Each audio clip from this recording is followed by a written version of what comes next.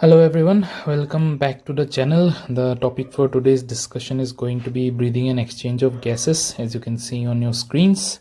This is going to be the third part of this chapter. Hopefully we will be able to complete the chapter in this part. Going ahead, the topic that we need to discuss now is regarding transport of gases. Basically, the gases that we are going to discuss is regarding the transport of oxygen and transport of carbon dioxide. Before going into transportation proper, you need to remember a few numbers. For oxygen, you need to remember that 97% is transported by RBCs. As RBCs have a special protein, a special pigment which is known as hemoglobin, so it is bound to occur that the highest amount of oxygen is going to be transported by the RBCs. Rest 3% that is transported by plasma.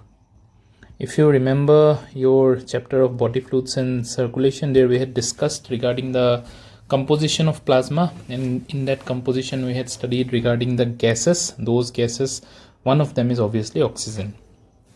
Now for carbon dioxide, this number is a little different one.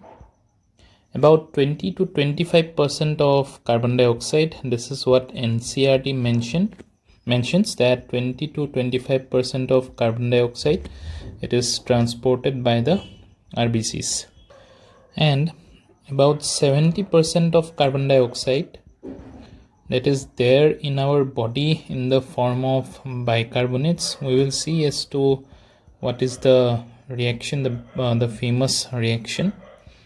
And so 70% of carbon dioxide is transported as bicarbonates, and remaining about 7% of carbon dioxide that is transported by plasma. So 70% being transported by bicarbonates. You will remember this easily, or at least you will remember this because we are going to see the reaction which will lead to the formation of bicarbonate. And of course 97% being transported by RBCs, that also you will remember. But please remember the rest three numbers, the 20 to 25% of carbon dioxide being transported by RBCs, 3% being transported by plasma, 7% being transported by plasma of carbon dioxide. So please don't mess up with 3% of oxygen and 7% of carbon dioxide. Now the famous reaction that we all know, we have been studying since very long time back. So that reaction is something like this: carbon dioxide along with water with the help of an enzyme which is known as carbonic anhydrase. In the chapter of biomolecules, we'll learn that carbonic anhydrase is one of those enzymes which is one of the fastest enzymes in our body. So carbonic anhydrase, this carbonic anhydrase is the one which will combine carbon dioxide and water to form carbonic acid. This carbonic acid then again, with the help of the same enzyme carbonic anhydrase, is going to break down into bicarbonate ions, HCO3 minus and H plus ions. Just knowing the reaction is not enough.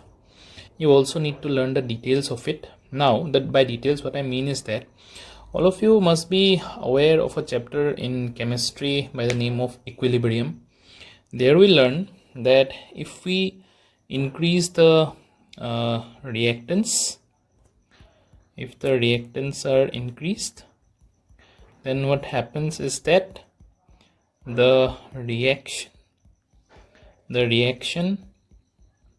shifts to the side of products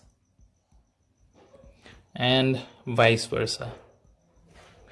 Basically, if we reduce the amount of reactants, the reaction would shift towards the reactant side. So here, when you have more amount of carbon dioxide in your body, By body, I mean in the certain structures like towards the body cells, there you have higher concentration of carbon dioxide. So if you have higher concentration of carbon dioxide, you are going to have higher concentration of carbonic acid, and in the same way you are going to have higher concentration of bicarbonates and also H+. Now you know it better than me that the amount of hydrogen ions is inversely proportional to the pH of the body. Please re-listen to this again. The amount of H+ ions in our body is inversely proportional to the pH of the body. Similarly, when we have decreased amount of carbon dioxide, this reaction would shift towards the side of the reactants. As a result, the amount of carbonic acid formed will be less, and in the same way the bicarbonate ions will be less, also the H+ ions would be less. Again, I am reiterating the fact that amount of H+ is inversely proportional to your pH. So if the amount of hydrogen ion is less, your pH would be higher. I am also sure that you are aware of the fact that lower pH means acidic medium and higher pH means basic medium.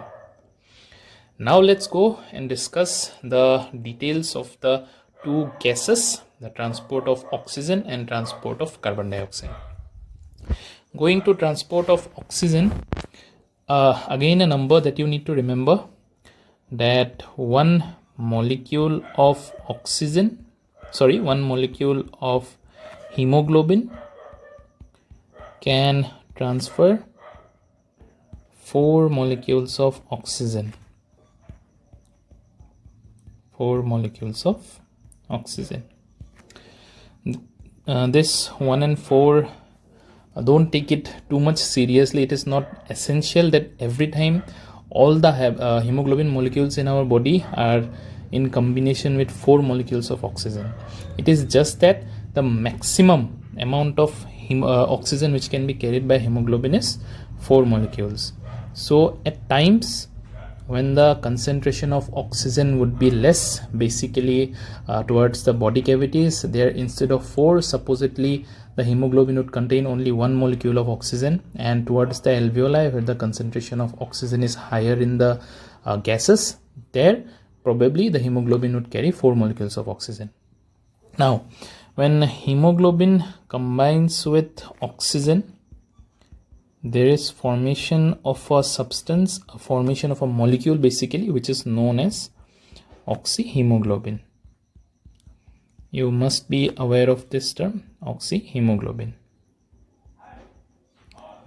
So the oxygen which is present in the RBCs, it is basically in the form of oxyhaemoglobin. Now other than the partial pressure of oxygen, what are the other factors which are responsible or which will interfere or which will influence the amount of oxygen which binds with hemoglobin to form oxyhemoglobin?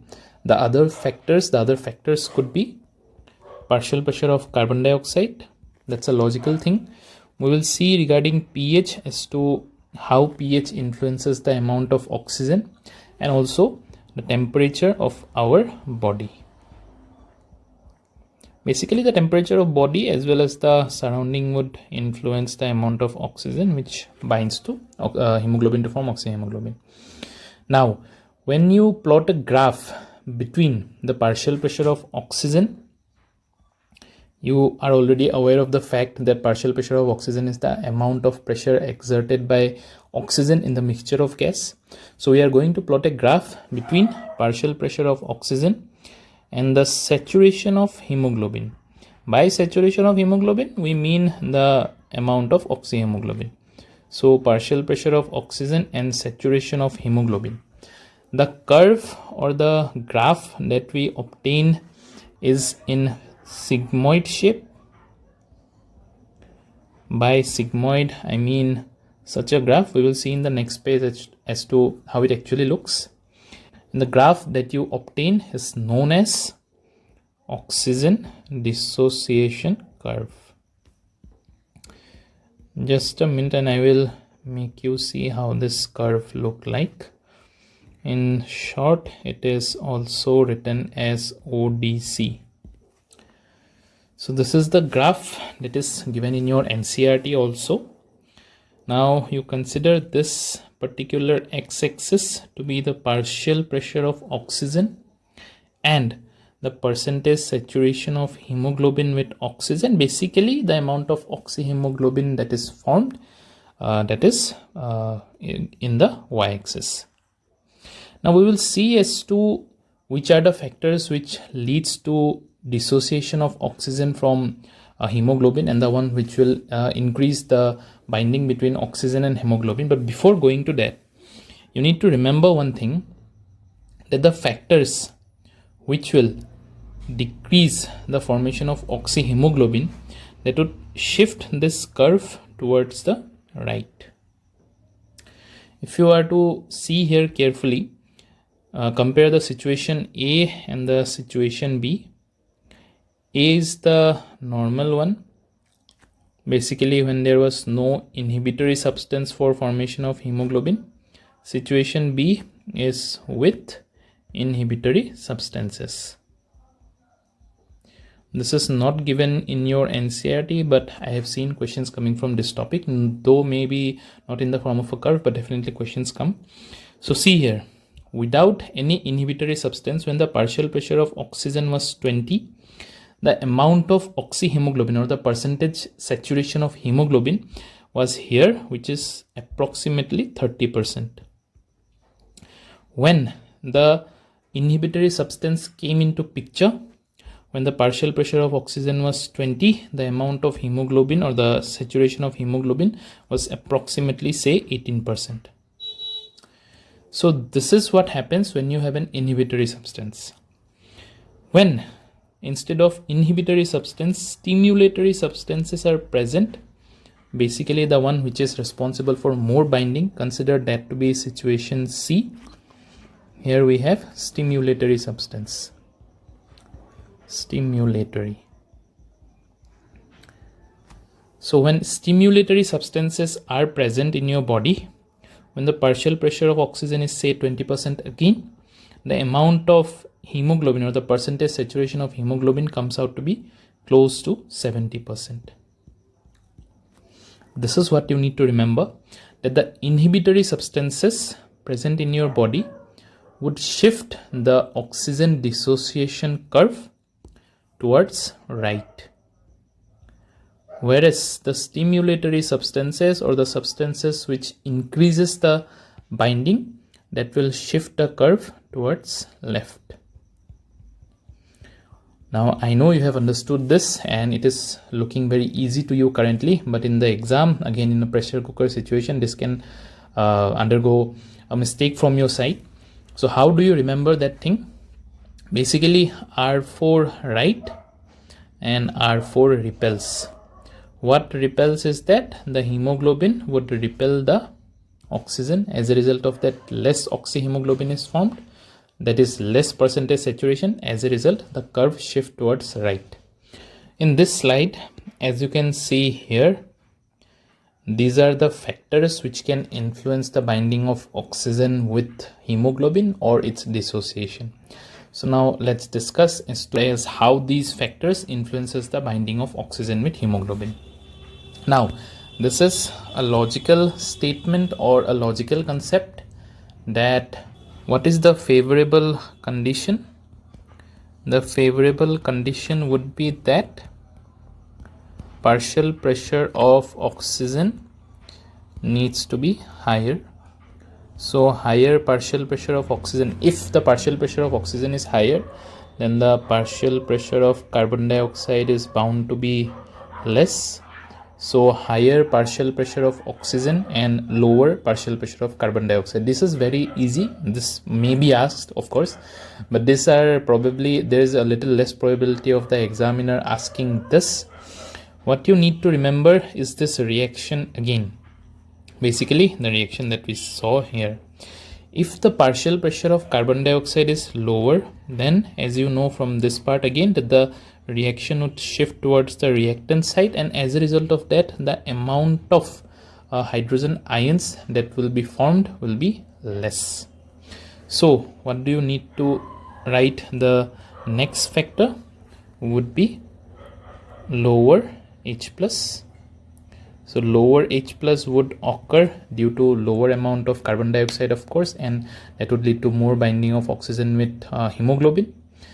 If the amount of hydrogen ions is less, that means the pH needs to be higher, and the lower the temperature it is better for oxygen to bind with hemoglobin.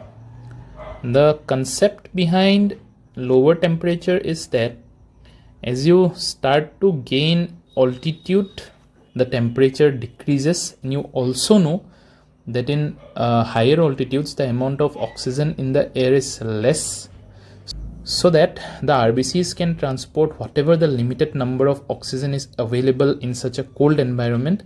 The binding of oxygen with hemoglobin increases. So this is how you can remember these four factors. Again repeating, partial pressure of oxygen, if it is higher, that is favorable, that is logical. If the partial pressure of oxygen is higher, then partial pressure of carbon dioxide is bound to be less. From our famous reaction of the carbonic anhydrase, we have learned as to how H plus would decrease if the partial pressure of carbon dioxide is less. Less H plus refers to higher pH, and I have given you the example of gaining altitude, by which you can remember that in lower temperature the amount of binding between oxygen and hemoglobin is higher. Now for inhibitory one, or the unfavorable one, the one which will lead to less binding of oxygen and hemoglobin, you just need to reverse these particular factors. So here partial pressure of oxygen is less, as a result of that there will be less binding, logical. If partial pressure of oxygen is less, partial pressure of carbon dioxide is going to be higher. If this is so, again the amount of H plus would be higher. As a result of that, the pH needs to be less, and of course higher temperature.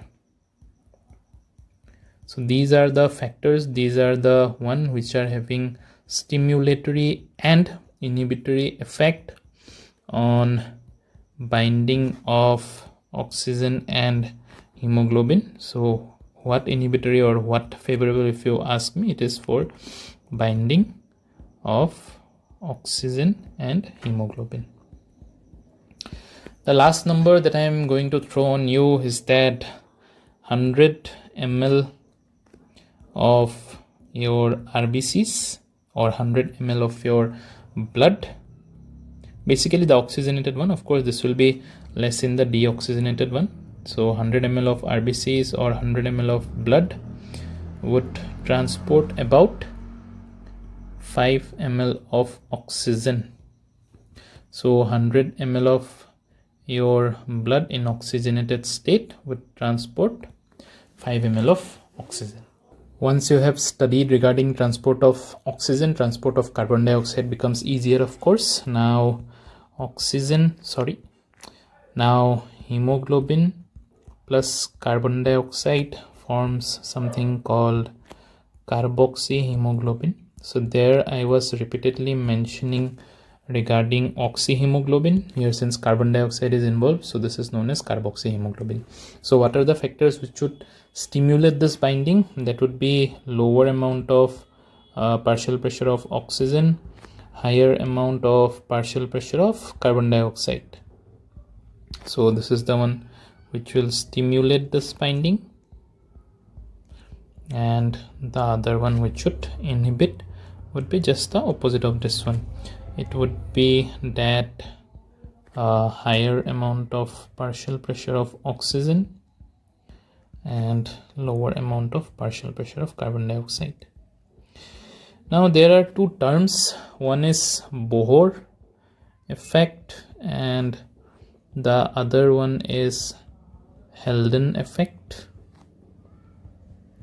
Basically what I can tell you is that in one case, of course, the partial pressure of oxygen being less, it stimulates more binding of carbon dioxide to hemoglobin to form carboxyhemoglobin, and the other one where partial pressure of oxygen is higher, that leads to less binding of carbon dioxide with hemoglobin to form carboxyhemoglobin. These are nothing else, but these are the terms which are given: Bohr and Haldane effect. These are not mentioned in the NCERT, and ideally they should not be asked. I am not discussing these things in detail, otherwise it will simply overcomplicate the things, but it is just for your knowledge that there is something called Bohr effect and Haldane effect. You will definitely come up to this in your higher classes. Now the last thing, the number that I threw last on this page, there is a similar number. So every 100 ml of your deoxygenated blood, of course oxygenated one is different and deoxygenated one is different, so 100 ml of deoxygenated blood would transport about 4 ml of carbon dioxide. So remember these things. Now quickly let's revise the transport of oxygen. 95% of oxygen is transported as oxyhaemoglobin, basically the one that I discussed being transported by the RBCs. So hemoglobin with oxygen forms oxyhaemoglobin. 3% it is transported dissolved in plasma. I have told you there also, don't mess with this particular number, the 97% and the 3% one. Oxygen hemoglobin or oxyhaemoglobin dissociation curve, this is mentioned as oxygen dissociation curve in your NCERT. Both of them mean the same thing. So oxygen dissociation curve, it is sigmoid shaped. Sigmoid basically means S-shaped curve. It shows the relationship between the partial pressure of oxygen and the hemoglobin saturation or the formation of oxyhemoglobin. Now what are the factors which affect it? Increased partial pressure of oxygen or increased H+ concentration, increased temperature, and increase 2,3 BPG. This 2,3 BPG is something that you have read when you were studying regarding glycolysis. There is this particular reaction where 2 ATPs are formed less than what it is actually formed in glycolysis, and as a result of that this particular 2,3 BPG is formed. This 2,3 BPG, you can remember it is an extra term that it also leads to decrease in the binding of oxygen and hemoglobin. As I was telling you there, that the presence of higher amount of carbon dioxide leads to decreased binding of oxygen and hemoglobin. That is known as Bohr effect. This is mentioned here, but I was not about to define this, but since it is mentioned, so it is a good thing always to remember. This is a little extra information, of course. So whatever the things which leads to right shift, basically the higher amount of carbon dioxide, that is known as Bohr effect. The other way around, when decreased concentration of carbon dioxide leads to increased binding of oxygen, that is known as Haldane effect. Again, these are not given in NCERT, so don't study this in this detail that you end up messing up the other things. Here I would like you to remember the numbers. You can basically write them in a sticky pad and paste where you can see them every day. Let's discuss regarding regulation of respiration. Here you need to remember 3 structures for this regulation part. One, you need to remember regarding the pons. If you remember in your brainstem part, it had 3 structure: midbrain, pons and medulla. So you need to remember regarding the pons, and the other one is the medulla. I am not drawing the actual representation of how these things look like. This is just a pictorial representation of it, but you need to remember that pons is above medulla. Pons is the one, and this is the medulla. The other structure that you need to remember is the arch of the aorta. If you remember your circulatory system class, that there we had studied as to what is arch of aorta, where it arises from. So you need to remember regarding arch of aorta and the carotid arteries. Carotid arteries are the one which is basically supplying blood to your brain. So carotid arteries, they arise from the arch of aorta itself. The left carotid artery, it directly arises from the arch of aorta. Then the right one arises from a different structure, but I don't think that is required here. It is something called brachiocephalic trunk, but that is not required. So you can just remember that carotid arteries are structures which are supplying blood to our brain, and they arises from our aorta, the arch of aorta basically. And the other thing that you need to remember is regarding pons and medulla. Now in medulla, there is something called the respiratory rhythm center. Now this respiratory rhythm center has the ability to basically alter the rate as well as depth as well as the amount of breathing that we do. So respiratory rhythm center is the one which is present in the medulla. Apart from respiratory rhythm center which is present in medulla, there is a certain structure or a certain area which is chemosensitive.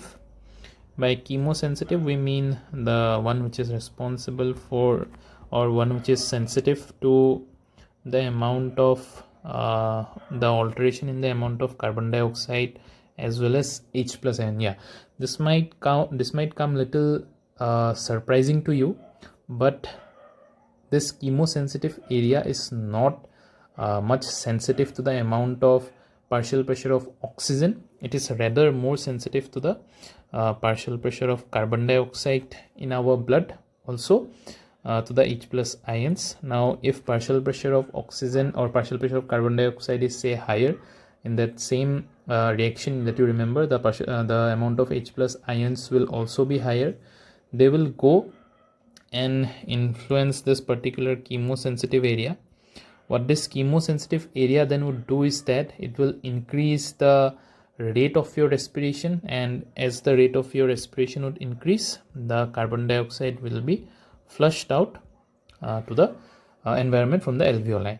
In pons, there is something called pneumotaxic center. The function of pneumotaxic center is to regulate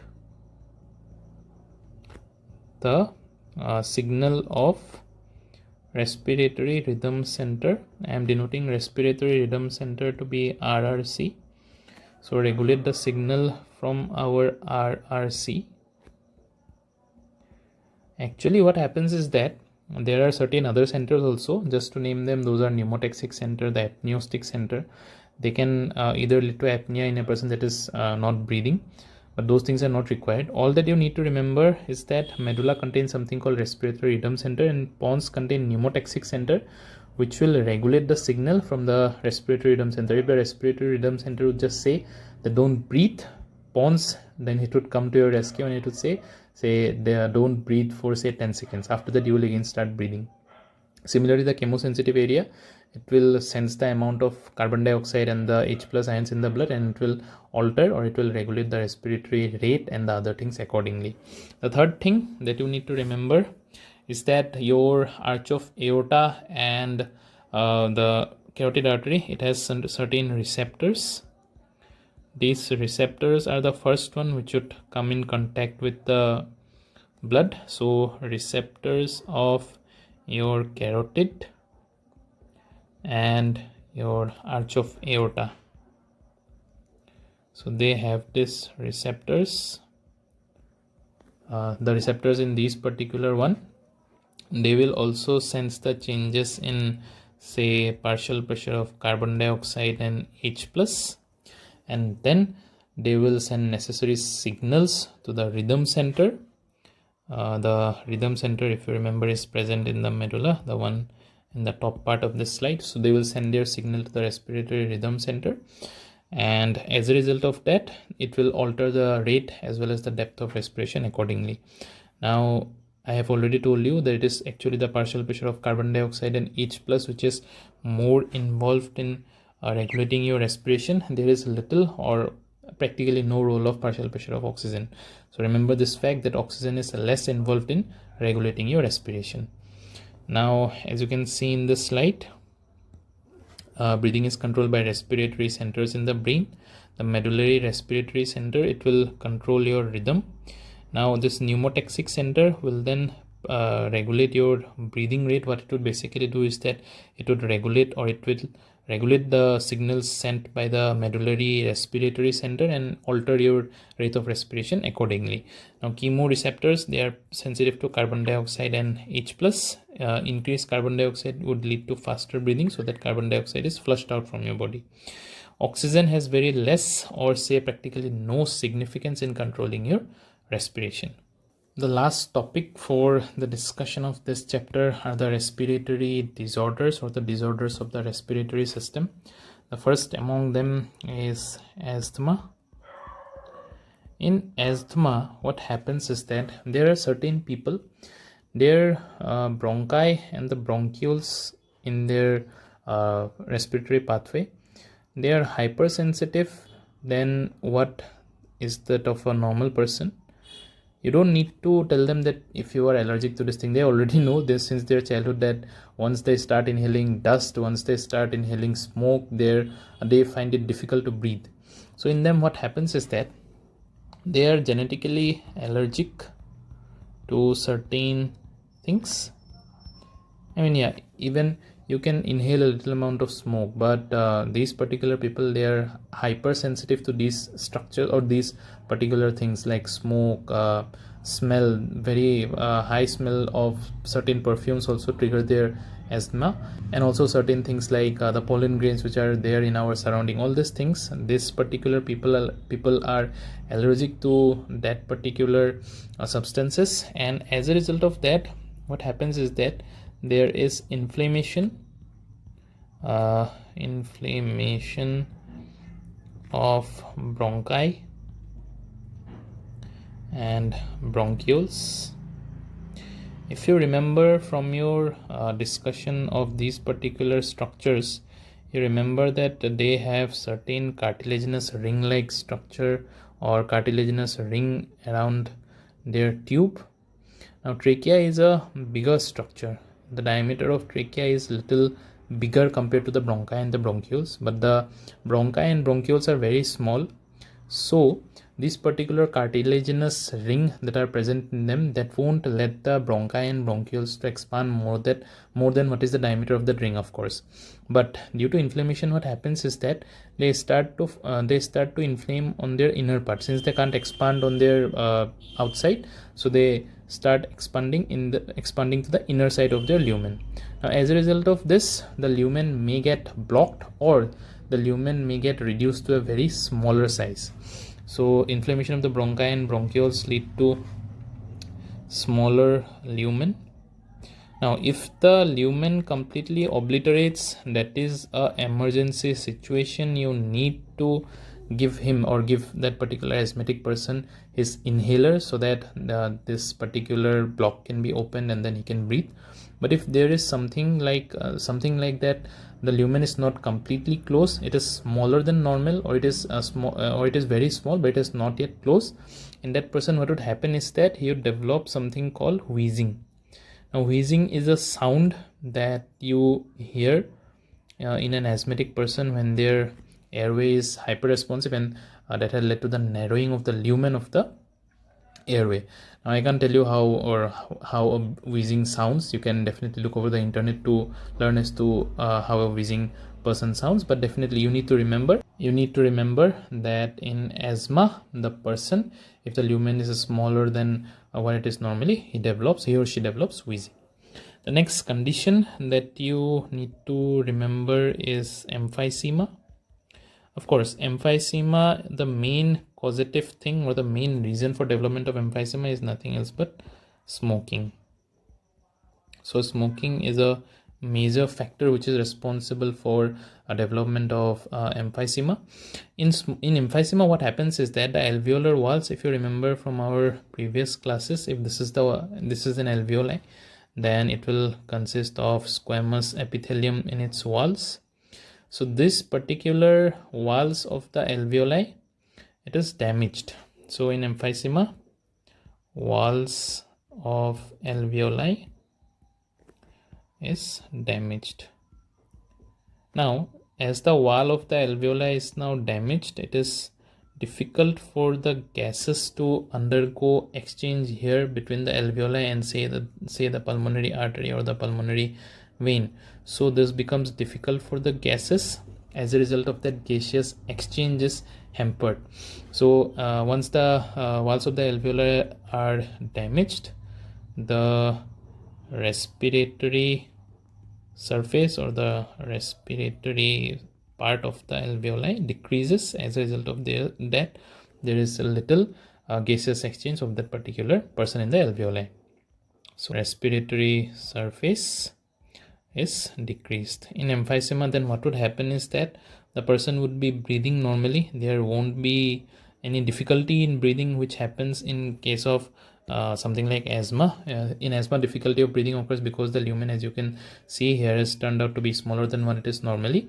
In emphysema, there is no such condition. The lumen is normal. Only the thing which happens is that the walls of the alveoli are damaged, and as a result of that, the respiratory surface is decreased. The person would breathe normally, but his oxygen saturation, instead of being in the 90s, that would be say in the 50s or probably even less than that. So the last thing, or the last disorder that you need to remember, is the occupational respiratory disorders. Now later on you will come to know about the names of the occupational respiratory disorders. Some of them, something like asbestosis, silicosis, this occur in the people who are working in the sand environment. Then there is something called coal workers pneumoconiosis, which occur in the workers who work in the coal industry and all those things. Here what happens is that if the particular foreign particle that you are inhaling on a chronic basis is of a particular size, of a certain size, then those foreign particles would be trapped by your hair cells in the nasal cavity. Foreign particles are trapped. Now the hair cells in your nasal cavity, that would just trap this particular foreign bodies or foreign particles.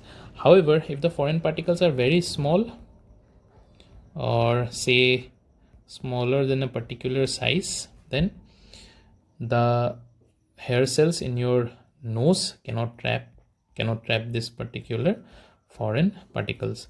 Also, if the amount of dust is very high, either the particle is very small or the amount of dust is very high, then your body's defense mechanism won't be able to cope up with that. What it basically means is that the amount of filtration that can be done by your nasal hair cells is not sufficient enough to cater this amount of high dust. In that case, what would happen is that these particular dust particles and the foreign particles, they would get deposited inside the alveoli, and they will continuously keep on irritating this alveoli, as a result of which the alveoli would respond by something called fibrosis. In fibrosis, what happens is that fibrous tissue starts developing inside the alveoli. The alveoli, if you remember, consist of a single layer of squamous epithelium. Instead of this, if that particular single layer is replaced by the fibrous tissue, then that particular thing is known as occupational lung disorders. The examples that we will subsequently see in the upcoming page is going to be something like silicosis, which occurs in the person who are working in the cement industry basically. Coal workers pneumoconiosis, it occurs in person who work in the coal industry. Then comes bagasosis, Bicinosis occurs in the person who are working in the sugarcane industry. Bagasosis occur in the person who are working in the cotton industry. So all those things are not required. You need to remember only this. Now again, this particular slide, as you can see, there are respiratory disorders. Asthma, the person is allergic. Due to this, there is difficulty in breathing. So among the three disorders that we discussed, the asthma is the only one where there is difficulty of breathing. In the other two disorders, definitely the problems are there, but there is no difficulty of breathing as such. Emphysema, here there is damage to the alveoli. The smoking part is a major cause of developing emphysema. And the last one, as I have already told you, the occupational lung diseases, something like silicosis, asbestosis, all these things.